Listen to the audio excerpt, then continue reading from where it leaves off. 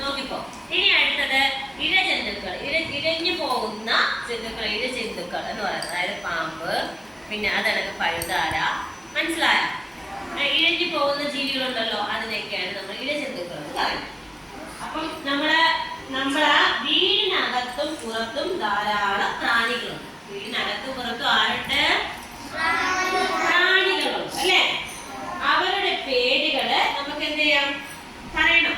ഓരോരുത്തർ ചെറിയ ചെറിയ പാറ്റയില്ലേ, പാറ്റയുണ്ടല്ലോ വീടിനകത്ത്, വണ്ടുണ്ട് അല്ലെ? ഇനി പുറത്തും അതിനൊക്കെ വണ്ടുണ്ട്. പ്രാണികള് ചെറിയ ചെറിയ പുൽച്ചാടി അല്ലെ, പൂവിലൊക്കെ വന്നിരിക്കുന്ന. പിന്നിലൊക്കെ നമ്മള് പുല്ലിലൊക്കെ ഇങ്ങനെ ചവിട്ട് നോക്കുമ്പോ അറിയാൻ പറ്റും ചെറിയ ചെറിയ പ്രാണികളൊക്കെ എന്ത് ചെയ്യും, നമ്മളിങ്ങനെ ചവിട്ടുമ്പോൾ അതിങ്ങനെ പറന്നു പോകുന്നത് കാണാം. അതാണ് ചെറിയ ചെറിയ പ്രാണികൾ കേട്ടോ. ഇനി ഇഴജന്തുക്കള് നമ്മളാണെങ്കിൽ പല്ലി വീടിനകത്തൂടെ ഇഴഞ്ഞു പോകുന്നതാണ്, ഭിത്തി കൂടെ ഒക്കെ അല്ലെ? കണ്ടിട്ടില്ല? നിങ്ങളുടെ വീട്ടിലുണ്ടോ? അതിനൊക്കെ അരണ, ഓന്ത്, പാമ്പ്, ഇതൊക്കെ എന്താണ്? ഇഴജന്തുക്കളാണ്. ഇതൊക്കെ എന്താണ്? ഇഴജന്തുക്കളാണ്. മനസ്സിലായല്ലോ? ഇഴജന്തുക്കള് കൂടുതലും പാമ്പൊക്കെ എവിടെ താമസിക്കുന്നത്? മാളത്തിലാണ് താമസിക്കുന്നത്. മാളം എന്ന് വെച്ച് കഴിഞ്ഞാല് മണ്ണിനകത്ത് വീടുണ്ടാക്കിയാണ് താമസിക്കുന്നത്. അങ്ങോട്ട് നോക്കിക്കോളെ, മണ്ണിനകത്ത് വീടുണ്ടാക്കിയാണ് താമസിക്കുന്നത്. ഇഴജന്തുക്കൾ എന്ന് വെച്ചാൽ എന്താണ്? ഇഴഞ്ഞു പോകുന്ന ജീവികളാണ്. പിന്നെന്താണ്? അവരുടെ എവിടെയാണ് താമസിക്കുന്നത്? എവിടെയാണ്? മാളത്തില്, മണ്ണിനകത്ത് ചെറിയ തുരങ്കങ്ങൾ ഉണ്ടാക്കി. കണ്ടിട്ടില്ലേ? പാമ്പൊക്കെ ഇങ്ങനെ ചെറിയ തുരങ്കങ്ങൾ ഉണ്ടാക്കി അതിനകത്ത് ഉള്ളിലേക്കാണ് താമസിക്കുന്നത് കേട്ടോ. അതാണ് മാളം എന്ന് പറയുന്നത്. മണ്ണിനകത്ത് കൂടുണ്ടാക്കി താമസിക്കും. അതിനെയാണ് മാളം എന്ന് പറയുന്നത്. ചില പ്രാണികളും ഇഴജന്തുക്കളും നമുക്ക് ആപത്തുണ്ടാക്കുന്നതാണ്. ചില പ്രാണികളും ഇഴജന്തുക്കളും ഒക്കെ നമുക്ക് എന്തുണ്ടാക്കും? ആപത്തുണ്ടാക്കൂലേ? ഉണ്ടാക്കോ? ബുക്കിൽ നോക്കിക്കോ, ആപത്തുണ്ടാക്കോ? ആ ബുക്കിനകത്ത് നിങ്ങൾ കണ്ടോ? അതിനകത്ത് കുറെ ഇഴജന്തുക്കളെ കൊടുത്തിട്ടുണ്ട്. കണ്ടോ? ആ മരത്തിൽ കൂടെ ഓന്ത്, അരണ, അതേനാ പുറത്തൂടെ കണ്ടോ പാമ്പ്. അതായത് നമുക്ക് എന്താണ് കുറച്ച് ടീച്ചർ പറഞ്ഞ കണക്ക് ഇഴജന്തുക്കൾ നമുക്ക് ചില ഇഴജന്തുക്കൾ നമുക്ക് എന്താണ് ആപത്തുണ്ടാക്കുന്നത്. ഏതൊക്കെയായിരിക്കും ആപത്തുണ്ടാക്കുന്നത്? നമ്മളെ ഉപദ്രവിക്കുന്ന ഇഴജന്തുക്കൾ ഏതൊക്കെയായിരിക്കും?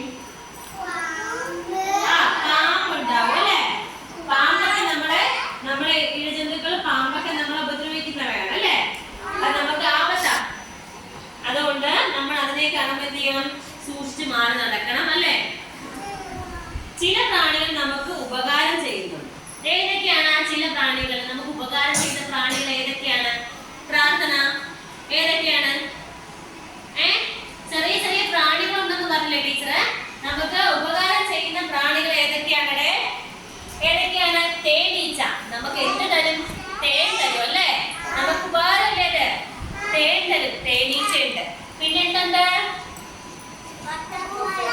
ചിത്രശലഭം അല്ലെ? എന്താണ്? ചിത്രശലഭം. പിന്നെന്താണ്? ഉറുമ്പുകളും ഉണ്ട് അല്ലെ? ഇവരൊക്കെ നമുക്ക് അത്ര വലിയ ഉപദ്രവകാരികളൊന്നും അല്ല, നമുക്ക് ഉപകാരം ചെയ്യുന്ന ആൾക്കാരൊക്കെയാണ് അല്ലെ? ആണോ? ആണ്. അപ്പൊ തേനീച്ച നമുക്ക് തേനൊക്കെ തരും. അതുപോലെ തന്നെ ചിത്രശലഭം നമ്മള് ഒരു ചെടിയിൽ നിന്ന് നമുക്ക് അങ്ങനെ ഉപദ്രവകാരികളൊന്നുമില്ല. തേനീച്ച, ഉറുമ്പ്, അതുപോലെ തന്നെ ഈ ബട്ടർഫ്ലൈ, ചിത്രശലഭം നമുക്ക് അങ്ങനെ ഉപദ്രവകാരികളൊന്നും അല്ല അല്ലേ? പിന്നെ ഇവരുടെ എല്ലാം ഒരേപോലെയാണ് ഈ ഇഴജന്തുക്കളും ഈ ചെറിയ ചെറിയ പ്രാണികളും ഒക്കെ ഇരിക്കുന്നത്?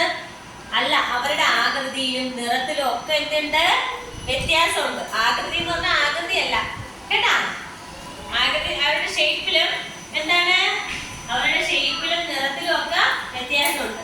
മനസ്സിലായ? ആകൃതി ടീച്ചർ പറഞ്ഞപ്പോ നിങ്ങൾ ആകൃതി കുട്ടീനെ നോക്കണം. നിങ്ങളുടെ ഫ്രണ്ടായ ആകൃതിയിലാണ് നിങ്ങൾ നോക്കണം. ആണോ? അതല്ല, എന്താണ് ആകൃതി?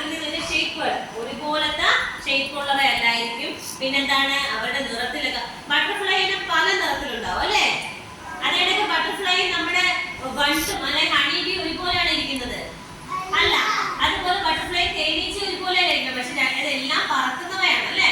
പറന്നു പോകുന്നവയാണ്. പക്ഷെ ഇനി നമുക്ക് നോക്കാം, ബട്ടർഫ്ലൈ നമ്മുടെ പാമ്പും സ്നേക്ക് ഒരുപോലെയാണ് ഇരിക്കുന്നത്. ആണോ? പാമ്പ് പറക്കുവോ? പറന്നാണോ പോണത്? പിന്നെ എങ്ങനെയാ പോണത്? ഇഴഞ്ഞാണ് പാമ്പ് പോണത് അല്ലെ? ബട്ടർഫ്ലൈ ആണെങ്കിലോ പറന്നു പോകും.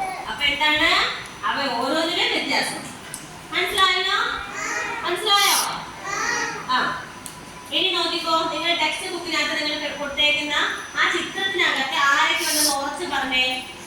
എന്തൊക്കെയുണ്ട്?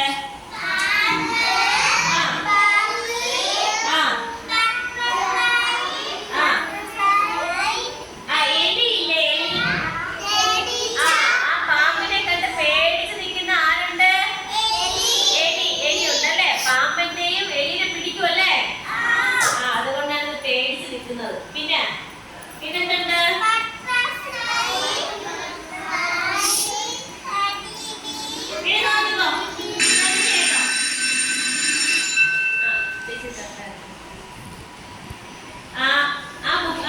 അതായത് ചിത്രത്തിനകത്തുള്ള നോക്കിക്കോ. കൂട് വെക്കണം, കാക്ക ചുള്ളിക്കമ്പുകളും നാരുകളുമെല്ലാം കൊത്തി പറന്നു. കാക്കയെ നിങ്ങൾ കണ്ടിട്ടില്ലേ? കൂട് വെക്കണമെങ്കിൽ എന്ത് ചെയ്യും? ചെറിയ നാരുകളും നമ്മളെ വീട്ടിന് ചുറ്റിലുള്ള നാരുകൾ, അതായത് നമ്മളെ ചകിരി അല്ലെ, അതുപോലെ ചെറിയ ചെറിയ ചുള്ളി കമ്പുകളൊക്കെ എടുത്ത് കൊത്തി കൊണ്ടുവന്നത് കൂട് വെക്കുന്ന സ്ഥലത്തേക്ക് കൊണ്ടുപോകും അല്ലെ? നിങ്ങൾ കണ്ടിട്ടില്ലേ? കണ്ടിട്ടുണ്ട്. മതി അത് നോക്കി ശ്രദ്ധിച്ച് കേട്ടോ.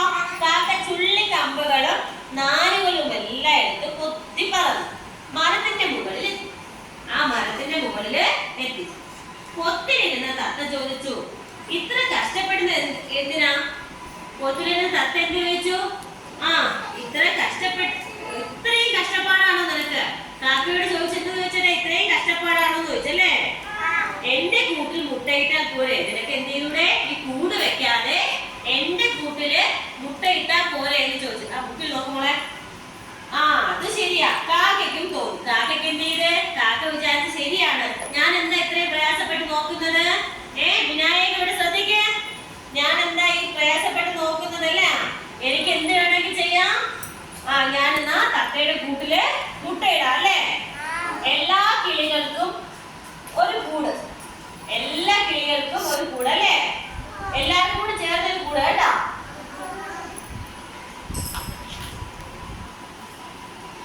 കിളിയായ കിളികളൊക്കെ എന്ത് ചെയ്ത് ആ വലിയ മരപ്പൊത്തിൽ വന്ന് മുട്ടയിടാൻ തുടങ്ങി. ഒരു കൂട്ടില് കേട്ടോ. കിളിയായ കിളികളല്ല, എല്ലാ സ്ഥലത്തെയും കിളികളെല്ലാം വന്ന് എവിടെ വന്ന്? ആ പൊത്തില് വന്ന് മുട്ടയിടാൻ തുടങ്ങി കേട്ടോ. അപ്പൊ നമ്മളൊക്കെ പഠിച്ചിട്ടുള്ളത് എങ്ങനെയാണ്? ഓരോ കിളികൾക്കും ഓരോ കൂടുകളാണ് നമ്മൾ പഠിച്ചിട്ടുള്ളത് അല്ലേ? പക്ഷെ തത്ത പറഞ്ഞത് കേട്ട് എല്ലാ കിളികളും എന്ത് ചെയ്ത്? കിളിയായ കിളികളൊക്കെ ആ മരത്തിൽ വന്നിട്ട് മുട്ടയിടാൻ തുടങ്ങി. പൊത്ത് എന്ത് ചെയ്ത്? നിറഞ്ഞു. എല്ലാവരും വരുമ്പോ മുട്ടയിടുമ്പോ പൊത്ത് നിറഞ്ഞു പോകൂലേ? കിളിയുടെ കൂടെ എന്ത് ചെയ്ത്? നിറഞ്ഞു പോയല്ലേ? എനിക്ക് മുട്ടയിടണം, സ്ഥലമുണ്ടോ എന്ന് നോക്കട്ടെ. ഒരാൾ കൂടി എത്തി. പുതുതായി എത്തിയ അതിഥിയെ കണ്ടു പറഞ്ഞു, കൂട്ടില് മുട്ടയിടണമെങ്കിൽ എന്ത് ചെയ്യണം? സ്ഥലം ഉണ്ടെങ്കിലേ പറ്റുള്ളൂ അല്ലെ? കൂട്ടില് മുട്ടയിടണമെങ്കിൽ എന്തെങ്കിലും എന്ത് വേണം? സ്ഥലം അല്ലെ? അപ്പൊ നോക്കി, കൂട്ടിൽ മുട്ടയിടണമെങ്കിൽ ഒരു ഇഞ്ചക്ഷൻ എടുക്കണം. ഞാനൊരു ഇഞ്ചക്ഷൻ തരാം. അപ്പൊ അത് ആരാ പറഞ്ഞതെന്നറിയാമോ? ആരാ പറഞ്ഞത്? അല്ല, തത്തയല്ല, കടന്നൽ പറഞ്ഞു. കടന്നൽ എന്ത് ചെയ്യും? എല്ലാരെയും കൊത്തും അല്ലേ? അപ്പൊ കടന്നൽ പറഞ്ഞു, ഇനി ഞാനിങ്ങോട്ട് വരട്ടെ, ഈ കൂട്ടിൽ മുട്ടയിടണമെങ്കിൽ എല്ലാവരും ഒരു ഇഞ്ചക്ഷൻ എടുക്കണം. കടന്നൽ പറന്നു വന്ന് ഒരൊറ്റ കുത്ത് കൊണ്ട് മുട്ടയിടാൻ വന്ന കൂട്ടുകാരൻ എന്ത് ചെയ്ത്? വളഞ്ഞ് പുറത്തേക്ക് ഓടി. അവ എന്ത് ചെയ്ത്? പുറത്തേക്ക് ഓടി. ഒരു മാടത്തിൽ കയറി. അതിഥി ആരാണെന്ന് അറിയണ്ടേ? ആരാണ് പറഞ്ഞ അതിഥി? നിങ്ങൾക്ക് അറിയാമോ? അല്ല, മാടത്തിൽ ആരാണ് താമസിക്കുന്നത്? പാമ്പാണ് താമസിക്കുന്നത്. അതായത് എല്ലാവരും മുട്ടയിടാൻ വന്നപ്പോഴും ഒരു അതിഥി വന്നെന്ന് ടീച്ചർ പറഞ്ഞില്ലേ? അത് ആരായിരുന്നു? എനിക്ക് മുട്ടയിടണം എന്ന് പറഞ്ഞ് വന്നത് ആരായിരുന്നു? പാമ്പാണ് വന്നത്. പക്ഷേ അവിടെ താമസിക്കുന്ന കടന്തൽ എന്ത് ചെയ്ത്? ഈ കൂട്ടിൽ മുട്ടയിടണമെങ്കിൽ എന്ത് ചെയ്യണം? എന്റെ ഇഞ്ചക്ഷൻ എടുക്കണം, എന്നാൽ മാത്രമേ നിങ്ങൾക്ക് എന്ത് ചെയ്യാൻ പറ്റുള്ളൂ? മുട്ടയിടാൻ പറ്റുള്ളൂ എന്ന് പറഞ്ഞു. എന്നിട്ട് എന്ത് ചെയ്ത്? ഒരൊറ്റ കുത്ത്. ആരാണ് കുത്തിയത്? പാമ്പിനെ. പാമ്പ് എന്ത് ചെയ്ത്? വേദന കൊണ്ട് പൊളഞ്ഞ് കൂടിന് പുറത്തേക്ക് പോയി. അത് കടത്തലായിരുന്നല്ലേ പാമ്പിന്റെ? പാമ്പ് എന്ത് കഴിക്കാനാണ് വന്നത്? മറ്റുള്ള കിളികളുടെ മുട്ട കഴിക്കാനാണ് വന്നത്. പക്ഷെ ആര് രക്ഷിച്ച്? മുട്ടയെല്ലാം ആര് സംരക്ഷിച്ച? ആരാണ്? കടന്തലല്ലേ? അപ്പോഴേക്ക് എന്ത് ചെയ്ത്? നിങ്ങൾ നോക്കിയേ, നിങ്ങളുടെ ആരാണ് പോയത്? ഇങ്ങനെ മറഞ്ഞ് വെള്ള കളറിലൊക്കെ കൊടുത്തിട്ടുണ്ട്, ചിലർ നിറം കൊടുത്തിട്ടുണ്ട്. നിങ്ങൾ എന്ത് ചെയ്യണം?